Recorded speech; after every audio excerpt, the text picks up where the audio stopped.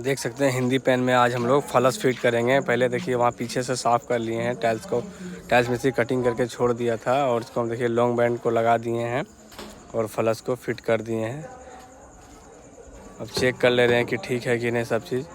वो देख ले रहे हैं कि डब्बा में सट तो नहीं रहा फुटबॉल, अगर सट जाएगा तो फिर पानी आपका चालू ही रहेगा, गिरते रहेगा फ्लश में। ये फ्री है, कोई दिक्कत नहीं। देख सकते हैं पानी वानी कोई लीकेज नहीं, पीछे से भी देख लिए हम लोग। ये ओके फिट हो गया।